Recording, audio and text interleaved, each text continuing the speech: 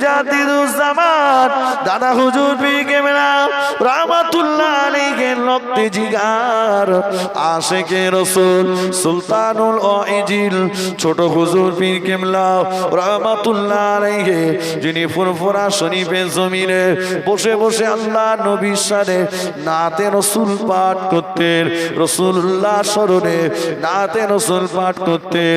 দয়ার নবী আমার সুদূর মদিনা শরীফ থেকে রুহানি হালতে ফুরফুরা শরীফের জমিনে এসে ছোট হুজুর কিবলার সঙ্গে দেখা করতেন। আর একটু জোরে বলেন সুবহানাল্লাহ। ও মায়েরা, ছোট হুজুর পীর কেবলা রাহমাতুল্লাহ আলাইহি একদিন দুদিন চার দিন পাঁচ দিন এক সপ্তাহ জলসা করে ফিরতেন। হুজুর কেবলার পকেটে টাকা থাকতো না। পীর আম্মাজিরা জিজ্ঞাসা করলে ছোট হুজুর কেবলা বলতেন, ও আমার বিবিরা, আজকে আমি জুলফিকার আলী সিদ্দিকী যে গ্রামে জলসা করতে গিয়েছিলাম ওই গ্রামের মানুষের নামাজ পড়ার জন্য ভালো জায়গা ছিল না। আমি আমার পয়সা দিয়ে ওই গ্রামে মানুষের নামাজ পড়ার জন্য একটা মসজিদের ভিত দিয়ে এসেছি। আজকে আমি জুলফিকার আলী সিদ্দিকী যে গ্রামে জলসা করতে গিয়েছিলাম ওই গ্রামে বাচ্চাদের কোরআন পড়ার জন্য ভালো ব্যবস্থা ছিল না।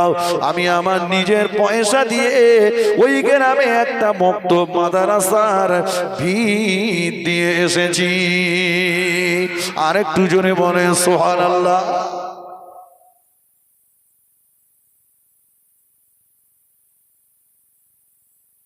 তোমরাই সব হেদায়েত করে মসজিদ ভর্তি করছো, কথা বোঝনি? এটা আমার দাদা পীর পাঁচ কেবলার সাজানো বাগান, কথা বুঝেছেন? ফুরফুরা ফুরফুরার নাম শুনলে অনেকের নাক ছিটকায়। এখন কিছু মোল্লা মৌলবীও বেরিয়েছে, কথা বোঝেন না? আমি মসজিদে বলছিলাম, ফুরফুরাকে যারা ধাক্কা দিয়েছে, দেওয়ার চেষ্টা করেছে, হালতটা তাদের ভালো থাকবে না, ক্ষতিগ্রস্ত হয়ে যাবে, কথা বোঝুনি? মুজাদ্দিদুজ্জামান দাদা হুজুর পীর কেবলা রাহমাতুল্লাহ আলাইহি একদিকে তিনি 40টা হাদিসের কিতাবের উপরে পরীক্ষা দিয়ে তিনি মাওলানা ডিগ্রি অর্জন করেছিলেন। দাদা হুজুর কেবলার বয়সটা যখন 9 বছর, সীতাপুর মাদ্রাসাতে পড়তেন, তখন দাদা হুজুর কেবলাকে বায়াত করেছিলেন খোদ রাসূল পাক সাল্লাল্লাহু আলাইহি ওয়াসাল্লাম রুহানি হালতে। জোরে বলুন সুবহানাল্লাহ। দাদা হুজুর কেবলাকে বায়াত করেছিলেন আবু বকর সিদ্দিক রাদিয়াল্লাহু আনহু, যিনি রাসূলুল্লাহর প্রধান সাহাবী। দাদা হুজুর কেবলাকে বায়াত করেছিলেন শেরে খোদা আলী কাররামাল্লাহু ওয়াজহাহু, যিনি রাসূলুল্লাহর জামাতা। জোরে বলুন সুবহানাল্লাহ।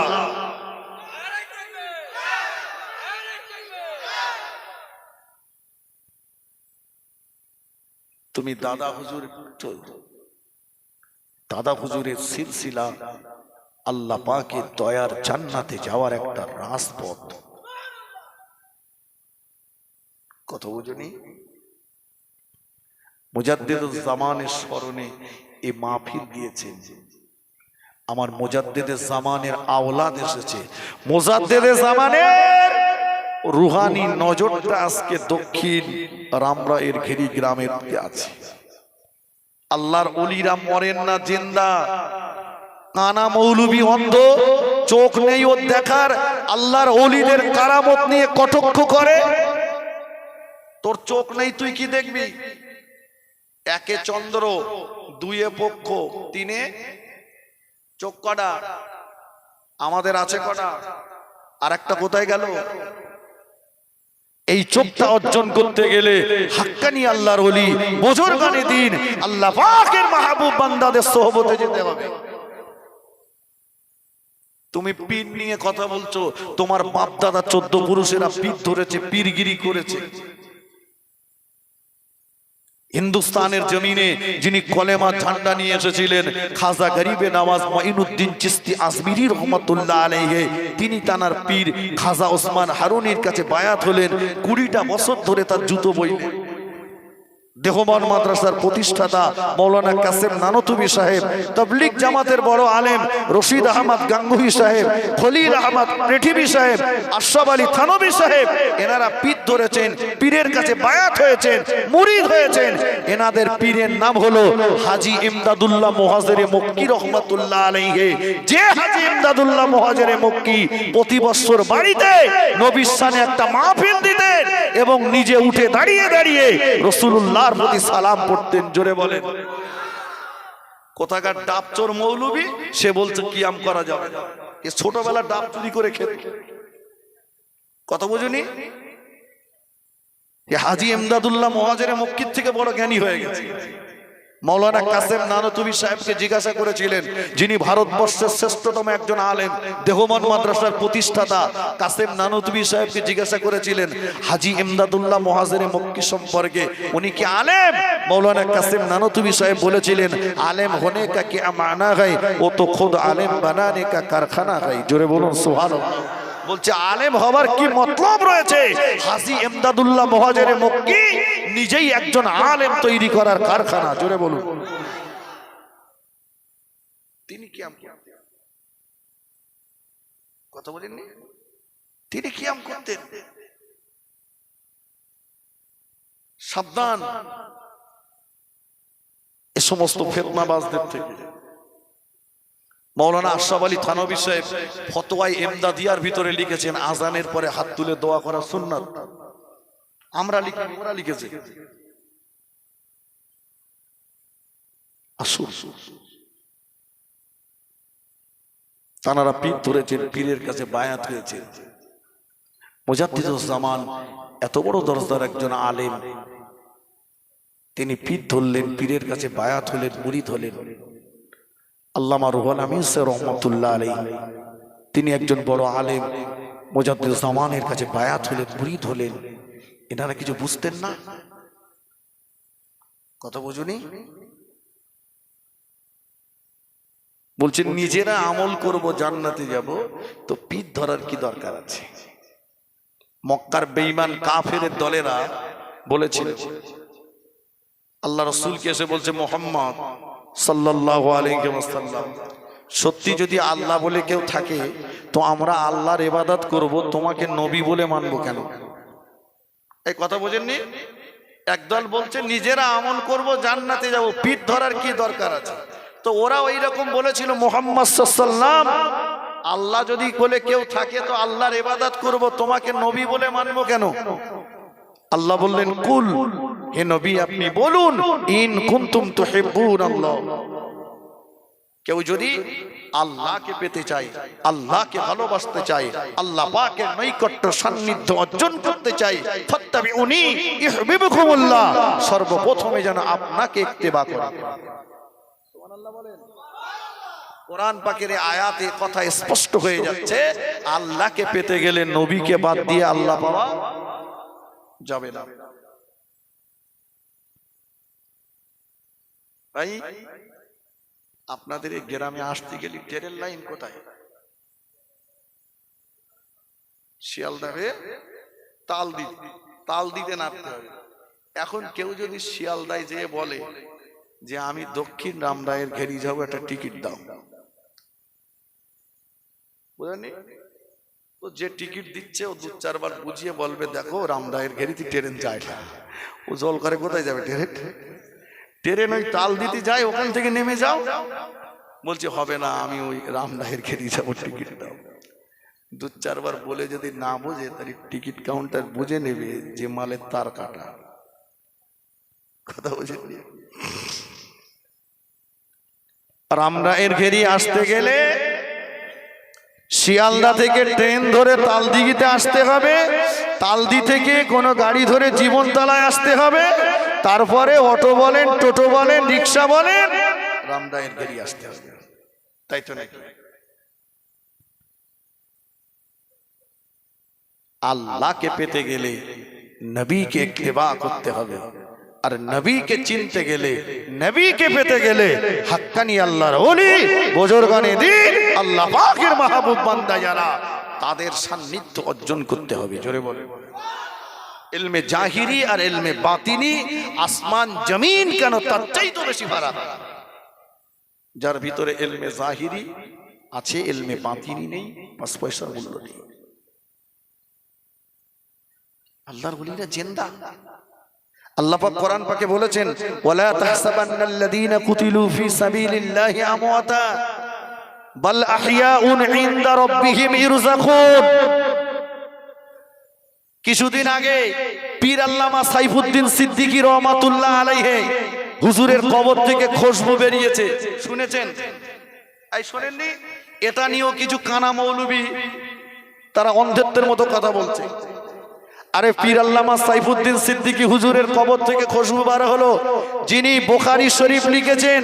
আল্লামা ইসমাইল বুখারী রহমাতুল্লাহ আলাইহি হুজুরকে কবরস্থ করার পরে হুজুরের কবরের মাটি থেকে একটা মেষ আম্বারের খুশবু বার হচ্ছে। হুজুরের কবরের মাটি সব তুলে নিয়ে পালাতে লাগলো। মাটি নিয়ে গায়ে ঘষে, জামাই ঘষে, খুশবু বার হয়। এমন একটা পরিস্থিতি হলো হুজুরের কবরের মাটি আর রাখা যায় না। অবশেষে আল্লামা ইসমাইল বুখারী রহমাতুল্লাহ আলাইহির কবরটাকে কাঠের স্তূপ করে মাটি সংরক্ষণ, কবর সংরক্ষণ করা হয়েছিল। জোরে বলেন সুবহানাল্লাহ। আল্লাহর ওলিরা জিন্দা। আল্লাহ বলছেন ওয়ালা তাহসাবান্নাল্লাযীনা কুতিলু ফি সাবিলিল্লাহি আমওয়াতা, যারা আমি আল্লাহ আমার রাস্তায় তাদের জীবনটাকে উৎসর্গ করে চলে গিয়েছে, ওদেরকে মরা বলো না, মরা বলে ধারণাও করো না। বাল আহইয়াউন, বরঞ্চ ওরা ইনদা রাব্বিহিম ইরযাকুন, কবরের ভিতরে শুয়ে শুয়ে আমি আল্লাহ আমার রিজিক প্রাপ্ত হয়। জোরে বলে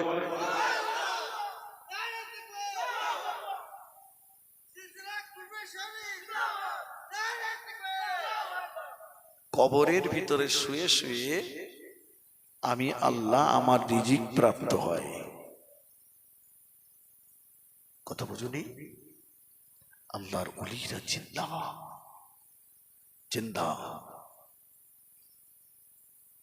কথা বুঝেছেন? একবার ফুরফুরা শরীফের মুফতি আজম মেজলা হুজুর পীর কেবলা রহমাতুল্লাহ আলাইহি, বাবা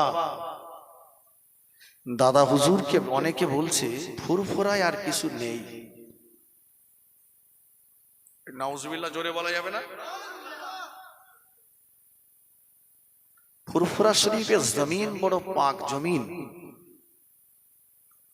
এই রামরায়ের ঘেরির মানুষেরা, জীবনতলা এলাকার মানুষেরা, এরা যদি ফুরফুরায় না যায় কেউ আর যাবে না। যাবে? কেউ যাবে? ফুরফুরায় লোক হবে না। কি বলে বাবা? ও জমিন পাক জমিন, যে জমিনে রুহানি হালতে আমার রাসূল পাক সাল্লাল্লাহু আলাইহি ওয়াসাল্লাম, জোরে বলুন সুবহানাল্লাহ। শুনে নাও, সব পীরের আওলাদ আপনার ভালো লাগবে এটা হয় না, হতে পারে না। কথা বুঝুননি? একটা মানুষ সবার চোখে ভালো হয়, হয় না। খোদ রাসূল পাক সাল্লাল্লাহু আলাইহি ওয়াসাল্লাম কেও সবাই মেনে নিয়েছিলেন নবী বলে? না। আল্লাহ রাসূলকেও সবাই নবী বলে মানে। কোন পীরের আওলাদ যদি আপনার খারাপ লাগে, যদি মনে হয় উনি খারাপ, তার কাছে যাবেন না। কথা বুঝেননি? যদি মনে হয় কোন পীরের আওলাদ খারাপ, আমি আমার ব্যক্তিগত চিন্তায় যেটা মনে করি যাব না তার কাছে, শুনবো না তার ওয়াজ। কিন্তু রাস্তায় ওটায় মাটায় দোকানে, চায়ের দোকানে বসে তার গীবতটা করব না। কথা বোঝনি? তার সমালোচনাটা করব না, তার গীবতটা করব না, সমালোচনাটা করব না। আল্লাহর আওলাদ যেখানে যান, আমি বলেছি রুহানি নজরটা থাকে। মুজাদ্দিদুজ জামানের দরবারে একটা প্যান্ট শার্ট পরা মানুষ এসেছে। তো এই প্যান্ট শার্ট পরা মানুষটাকে দেখে মুজাদ্দিদুজ জামান দাদা হুজুর পীর কেবলা রহমাতুল্লাহ আলাইহি দাঁড়িয়ে গেলেন। যারা ছিলেন তারা ভাবছে কি ব্যাপার, জামানার মুজাদ্দিদ একটা শার্ট পরা মানুষকে দেখে দাঁড়ালো। উনি বেশ কিছুক্ষণ গল্প করলেন, চলে গেলেন। মুজাদ্দিদুজ্জামান দাদা হুজুর পীর কেবলা রহমাতুল্লাহ আলাইহি বলেছিলেন, ও আমার মুরিদ মুতাকিদিনেরা, ও আমার মুরিদ মুতাকিদিনেরা, আমি আবু বকর কোন প্যান্ট শার্ট পরা মানুষকে দেখে দাঁড়াইনি বাবা। উনি অন্য কেউ নন, উনি হলেন গৌসুল আযম মাহবুবে সুবহানী হযরত বড় পীর আব্দুল কাদের জিলানী রহমাতুল্লাহ আলাইহির আওলাদ। ও আমার মুরিদ মুতাকিদিনেরা, আমি আবু বকর, আমি আমার দিব্য চোখে দেখতে পাচ্ছি না, সুদূর বাগদাদ শরীফ থেকে গৌসুল আযম কবরের ভিতর থেকে মাথাটা উঁচু করে করে ফুরফুরা শরীফের জমিনের দিকে চেয়ে চেয়ে চেয়ে চেয়ে দেখছিল। আমার আওলাদ গিয়েছে মুজাদ্দিদে জামানের দরবারে, আমার আওলাদ গিয়েছে ফুরফুরা শরীফের জমিনে, আমার আওলাদ গিয়েছে মুজাদ্দিদে জামানের দরবারে। আমার আওলাদের সঙ্গে মুজাদ্দিদে জামান কেমন ব্যবহার করে, গৌসুল আযম বারবার কবরের ভিতর থেকে মাথাটা উঁচু করে করে ফুরফুরা শরীফের জমিনের দিকে চেয়েছিল।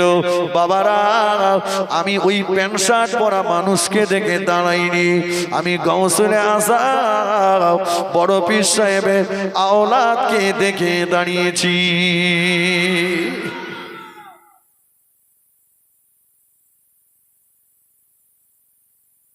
আল্লাহর ওলি রূহানি নজরটা আসে না ভাই, কথা বলে। হযরত নিজামুদ্দিন আউলিয়া রহমাতুল্লাহ আলাইহি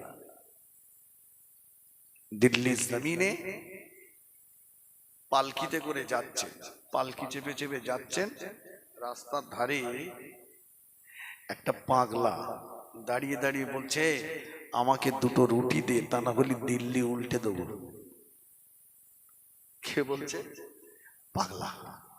আমরা কি বলে দেখো, বলে দিল্লি উল্টে দেবো। আল্লাহর ওলি নিজামুদ্দিন আউলিয়া রহমাতুল্লাহ আলাইহি বললেন, বাবা পালকির বিয়ারাতে বললেন, দাঁড়াও, পালকি নামাও। পাগলটার এত বড় সাহস কে দিয়েছে? এ বলছে দিল্লি উল্টে দেবো। আল্লাহর ওলি নিজামুদ্দিন আউলিয়া রহমাতুল্লাহ আলাইহি হুজুর আমার কাশফখানাতে বসে গেলেন। ও কাশফখানাতে বসে অন্তর চক্ষু দিয়ে দেখলেন এই পাগলটার হালত, পাগলটার হালত দেখলেন, পাগলটা হলো বলল আল্লাহর ওলি নিজামুদ্দিন আউলিয়া রহমাতুল্লাহ আলাইহি কাশফখানাতে বসে ওই পাগলের আব্বার হালতটা দেখলেন, ওই পাগলের আব্বার হালতটাও ভালো না। আল্লাহর ওলি নিজামুদ্দিন আউলিয়া রহমাতুল্লাহ আলাইহি কাশফখানাতে বসে অন্তর চক্ষু দিয়ে দাদুর হালতটা দেখলেন, খুব একটা ভালো না। আল্লাহর ওলি নিজামুদ্দিন আউলিয়া রহমাতুল্লাহ আলাইহি কাশফখানাতে বসে অন্তর চক্ষু দিয়ে দেখতে পাচ্ছেন এই পাগলটার চতুর্থ পোস্তের দাদুজিরি, তিনি আল্লাহ পাকের দয়ার জান্নাতের চৌকাঠটা ধরে দাঁড়িয়ে দাঁড়িয়ে বলছে, ও রব্বুল আলামিন, আল্লাহ পাক আমার আওলাদ যদি দিল্লির জমিনে বেইজ্জতি হয়ে যায়, আমার আওলাদ যদি দিল্লির জমিনে অপমানিত হয়ে যায়, আমার আওলাদ যদি দিল্লির জমিনে ক্ষুধার তাড়নায় কষ্ট পায়, আল্লাহ আপনি দিল্লির জমিনটা উল্টে দেবেন। আল্লাহর ওলি নিজামুদ্দিন আউলিয়া রহমাতুল্লাহ আলাইহি স্বাভাবিক অবস্থাতে ফিরে এসে পালকির বিয়ারাদেরকে বললেন, বাবা ওই পাগলটাকে আমার কাছে ডাকো। ওই পাগলটাকে হুজুরের কাছে ডেকে আনা হলো। হুজুর আমার ওই পাগলের মাথায় পিঠে হাত বুলিয়ে বললেন, বাবা এমন করে বলো না বাবা, এমন করে বলো না বাবা, তোমার কটা রুটি লাগবে বলো, আমি নিজামুদ্দিন তোমার রুটির জিম্মাদার হয়ে গেলাম।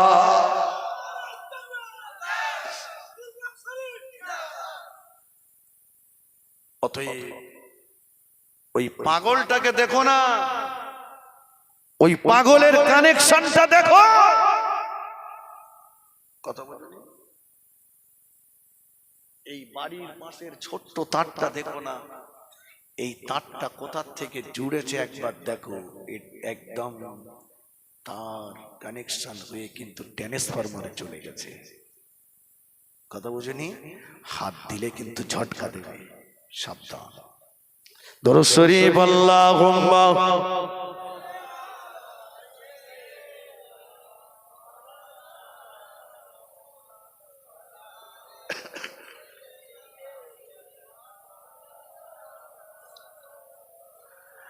মুসিবত না পাই যদি,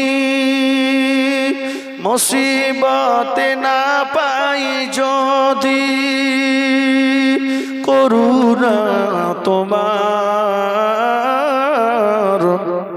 কবরে হাসরে কি হবে আমার, কবরে হাসরে কি হবে আমার।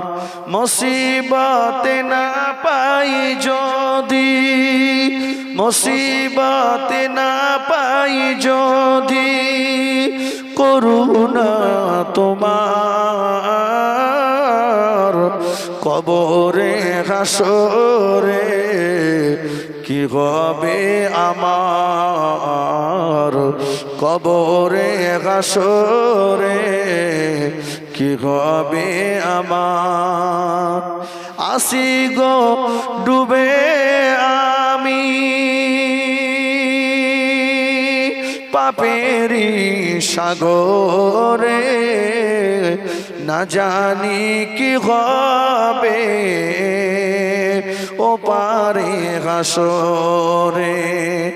আসি গো ডুবে আমি পাপেরি সাগরে, না জানি কি হবে কবরে হাসরে। তোমারি সুপারিশ বিনা কেমন হব পার, কবরে হাসরে কি হবে আমার, কবরে হাসরে কি হবে আমার। আল্লাহুম্মা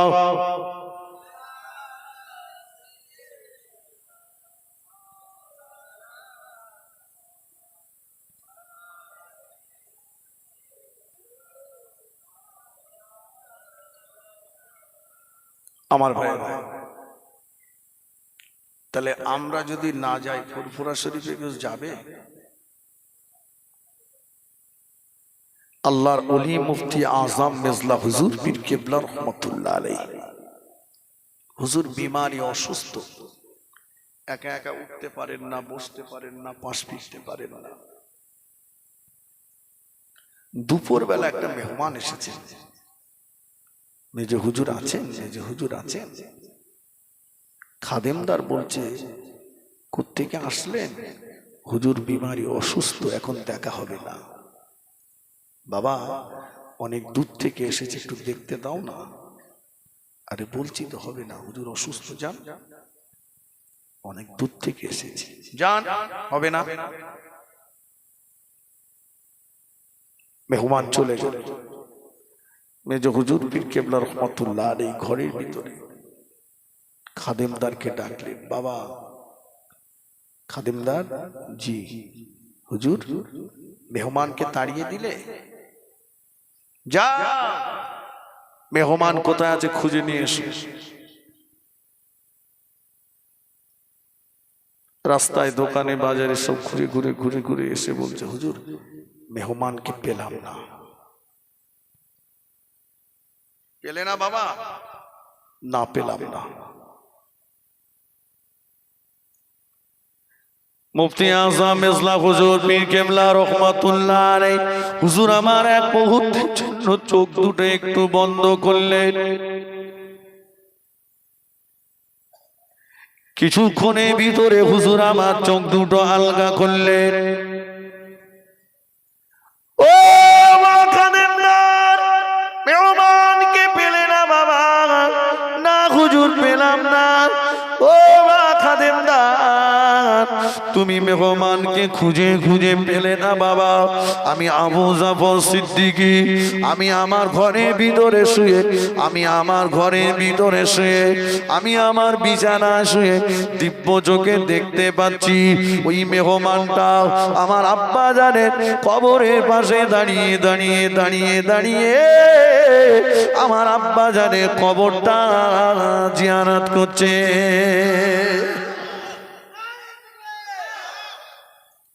বাবা দুটো চোখ ফুরফুরা চত্বর ঘুরে এসে বলছে মেহমান নেই, আর দুটো চোখ ঘরের ভিতরে শুয়ে বলছে মেহমান আব্বার কবর জিয়ারত করছে।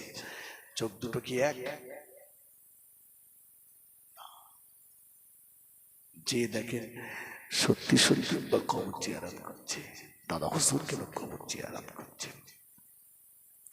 হুজুর ডাকছেন, একেবারে পাগলের মতো এসে হুজুরের খাস কামরায় ঢুকে হুজুর শুয়ে আছে, হুজুরের বালিশে ঠেস দিয়ে হুজুরের সঙ্গে কথা বলছে।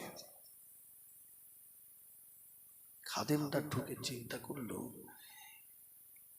যাকে দাদা হুজুর কিবলা বলেছেন ইলমের জাহাজ, এই কথা বুঝুনি? মেজো হুজুর কিবলাকে দাদা হুজুর কি বলেছিলেন?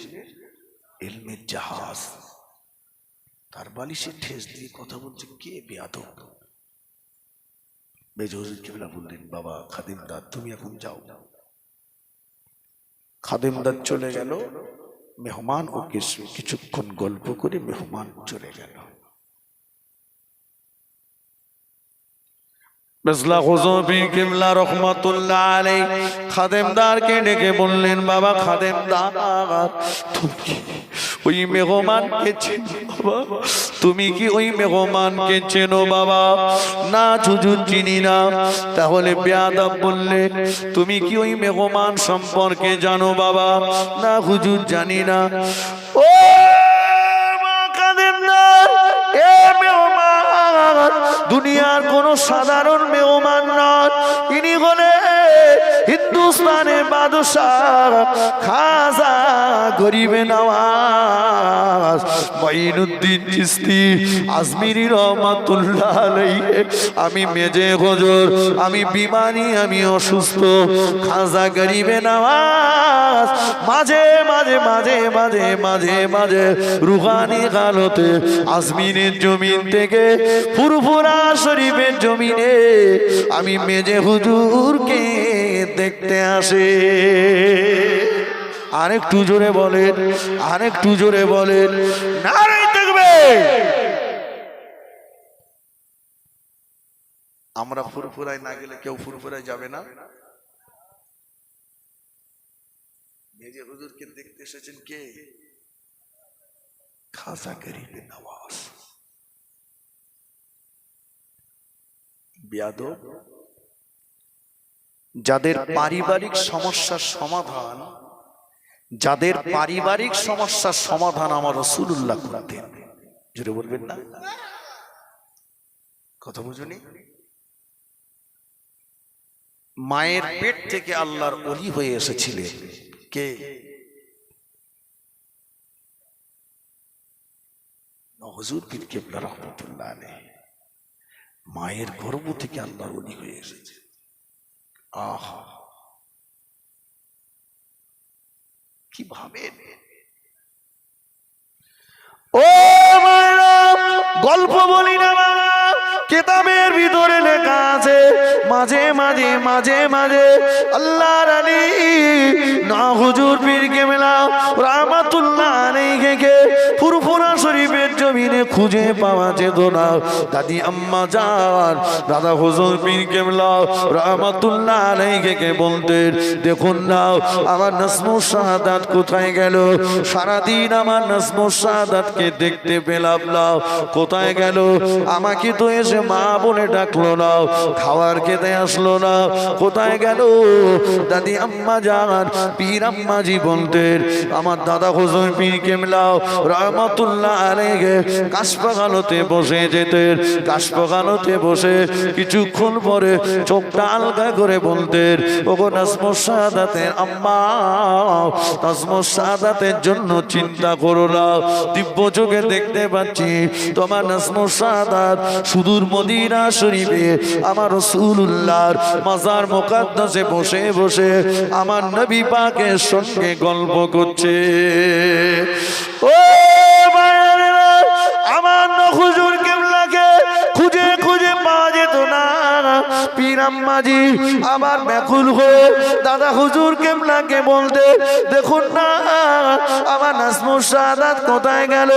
আমার নাজমুস সাদাত সারাদিন দেখতে পেলাম না। আমার দাদা হুজুর পীর কেবলা রহমাতুল্লাহ আলাইহি কাশবাগানতে বসে যেতে, চোখ দুটো বন্ধ করে বসে যেতে, কিছুক্ষণ পরে চোখ দুটো আলগা করে বলতে, নাজমুস সাদাতের আম্মা চিন্তা করো না, আমি দেখতে পাচ্ছি গাউসুল আযম বড় পীর আব্দুল কাদের জিলানী রহমাতুল্লাহ আলাইহির মাজারে বসে বসে না হুজুর বড় পীরের সঙ্গে গল্প করছে।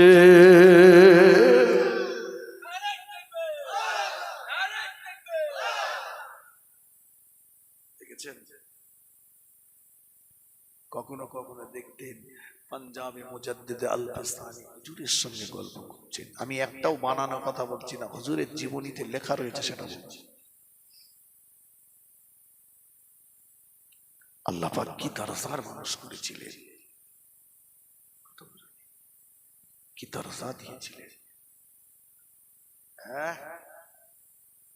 পারিবারিক সমস্যার সমাধান আমার রাসূলুল্লাহ করতেন। আমার ভাইরা,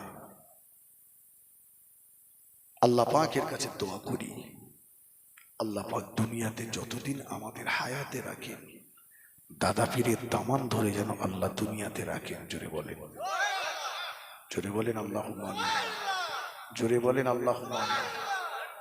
আল্লাহ পাক মরণের পরে দাদা পীরের দামান ধরে আল্লাহ পাকের দয়ার জান্নাত যেন আল্লাহ নসিব করে। বলুন আল্লাহুম্মা আমিন।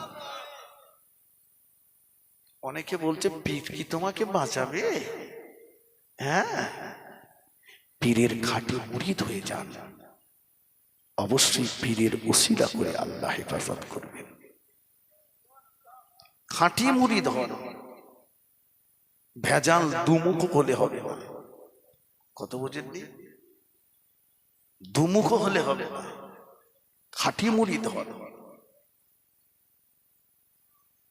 আল্লাহর ওলি হাসান বসরি রহমাতুল্লাহ আলাইহি একটা অগ্নি পূজারককে বললেন, এই তুমি আগুনকে পূজা করো কেন?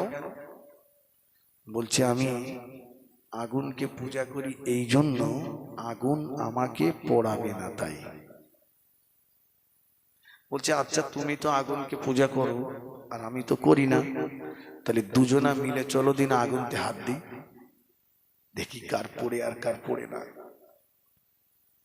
একটা অগ্নিকুণ্ড তৈরি করে আল্লাহর ওলি হাসান বসরি রহমাতুল্লাহ আলাইহি অগ্নি পূজারক দুজনা একসঙ্গে হাত ঢুকিয়ে দিলেন। কিছুক্ষণ পরে দুজনাই হাত টেনে বার করে আনলেন, দেখা গেল দুজনের কারো একটা লোমের ক্ষতি হলো না। জোরে বলুন। তো আল্লাহর ওলি হাসান বসরি রহমাতুল্লাহ চিন্তা করছে যে আমার ক্ষতি হবে না, এটা আমার বিশ্বাস ছিল, কিন্তু এই বেটা অগ্নি পূজারকের ক্ষতি হবে এটাও আমার বিশ্বাস ছিল, কিন্তু ওর কিছু হলো না কেন? আল্লাহ পাক তোমার ইলহাম মারফত জানিয়ে দিলেন, ও আমার মাহবুব বান্দা হাসান বসরি, একসঙ্গে নয় আলাদা আলাদা করে হাত দাও। বললেন আলাদা। ও আল্লাহর হাসান বসরি রহমাতুল্লাহ আলাইহি অগ্নি পূজারককে বললেন বাবা অগ্নি পূজার হোক, একসঙ্গে নয় বাবা, এবার একটু আলাদা আলাদা করে হাত দেব। আল্লাহর ওলি হাসান বসরি রহমাতুল্লাহ আলাইহি হুজুর আমার আগে নিজের হাতটাকে ঢুকিয়ে দিলেন, বেশ কিছুক্ষণ হাতটাকে রেখে দিলেন, কিছুক্ষণ পরে হাতটাকে টেনে বার করে আনলেন। দেখতে পাওয়া গেল আল্লাহর ওলি হাসান বসরি রহমাতুল্লাহ আলাইহি একটি লোমেরও কোনো ক্ষতি হলো না।